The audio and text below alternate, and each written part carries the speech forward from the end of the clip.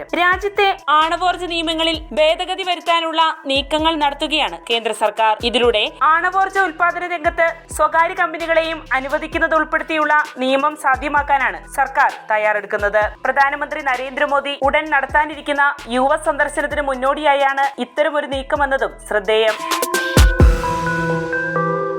2025-2026 കേന്ദ്ര ബജറ്റ് അവതരണ വേളയിൽ കേന്ദ്ര ധനമന്ത്രി നിർമ്മല സീതാരാമൻ ആണവോർജ്ജ ഉൽപാദന മേഖല സ്വകാര്യ കമ്പനികൾക്കായി തുറന്നുകൊടുക്കണമെന്ന് പരാമർശിക്കുകയുണ്ടായി.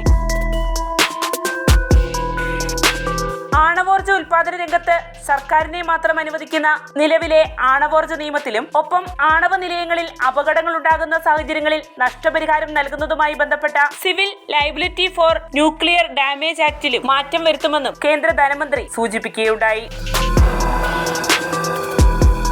ഇതിനിടെ ആണവോർജ്ജ രംഗത്തെ Indian സ്ഥാപനങ്ങളായ Indian rare earth, Indira Gandhi atomic research centre, Bhabha atomic research centre എന്നിവയെ അടുത്തിടെ യുഎസ് കരിമ്പട്ടികയിൽ നിന്ന് ഒഴിവാക്കുകയുണ്ടായി. ഇതിനു പിന്നാലെയാണ് ആണവോർജ്ജ മേഖലയിൽ സ്വകാര്യ പങ്കാളിത്തം അനുവദിക്കുന്ന നിയമം പ്രാബല്യത്തിൽ കൊണ്ടുവരുന്നതിനുള്ള ആലോചനകളിലേക്ക് ഇന്ത്യ എത്തിച്ചേർന്നത്. പ്രധാനമന്ത്രി നടത്താനിരിക്കുന്ന അമേരിക്കൻ സന്ദർശന വേളയിൽ ആണവ മേഖലയിലെ സഹകരണം ശക്തിപ്പെടുത്തുന്നതിനെ കുറിച്ച് യുഎസ് പ്രസിഡന്റ് ഡൊണാൾഡ് ട്രംപുമായി പ്രധാനമന്ത്രി ചർച്ച ചെയ്യുമെന്ന സൂചനകളും പുറത്തുവരുന്നുണ്ട്. ഇന്ത്യ നിലവിൽ ആലോചിക്കുന്ന ആണവോർജ്ജ നിയമ ഭേദഗതി ഇന്ത്യ യുഎസ് ആണവ കരാർ നടപ്പാക്കുന്നതിന് ഏറെ സഹായകരമായി തീരുമെന്നാണ് വിലയിരുത്തപ്പെടുന്നത്.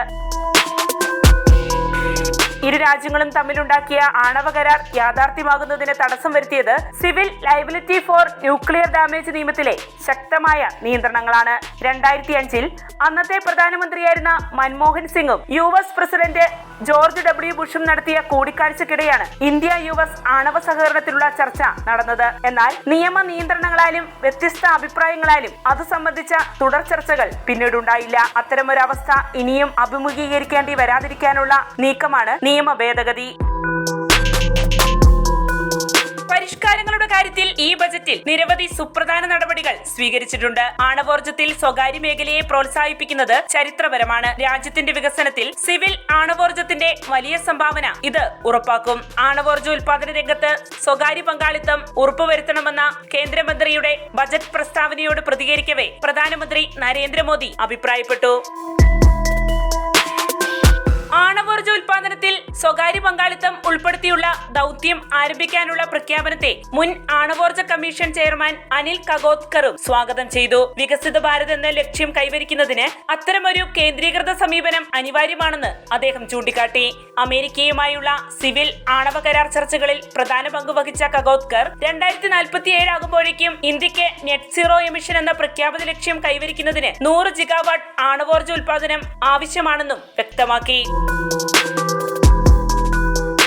ആണവോർജ്ജ ഉൽപാദനവുമായി ബന്ധപ്പെട്ട നിയമ ഭേദഗതികളെ സംബന്ധിച്ച സൂചനകൾക്കൊപ്പം രാജ്യത്തെ ആണവരംഗം മെച്ചപ്പെടുത്തുന്നതിനായുള്ള വിവിധ പദ്ധതികളെക്കുറിച്ചും കേന്ദ്ര ധനമന്ത്രി ബജറ്റ് അവതരണ വേളയിൽ വിശദീകരിക്കുകയുണ്ടായി.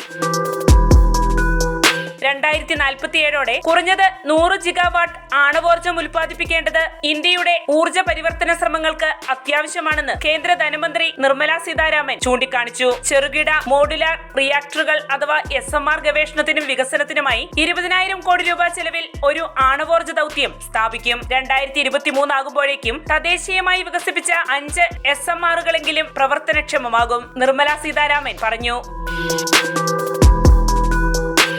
ഇന്ത്യ നിലവിൽ രാജ്യത്തുടനീളമുള്ള 24 ആണവ നിലയങ്ങളിലൂടെ 8.1 ജിഗാവാട്ട് ആണവോർജ്ജമാണ് ഉൽപ്പാദിപ്പിക്കുന്നത്. 2032 ആകുമ്പോഴേക്കും ഇത് 20 ജിഗാവാട്ടായി ഉയരുമെന്നാണ് പ്രതീക്ഷിക്കുന്നത്. രാജ്യത്തെ ആണവ നിലയങ്ങളുടെ നിലവിലെ നടത്തിപ്പുകാർ പൊതുമേഖലാ സ്ഥാപനമായ nuclear power corporation of India limited അഥവാ NBCIL ആണ്. ആണവ നിലയങ്ങൾ നിർമ്മിക്കുന്നതിനായി നാഷണൽ തെർമൽ പവർ കോർപ്പറേഷനുമായും ഇന്ത്യ ഓയിൽ കോർപ്പറേഷനുമായും സംയുക്ത സംരംഭ കമ്പനികൾ NBCIL ആരംഭിച്ചിട്ടുണ്ട്.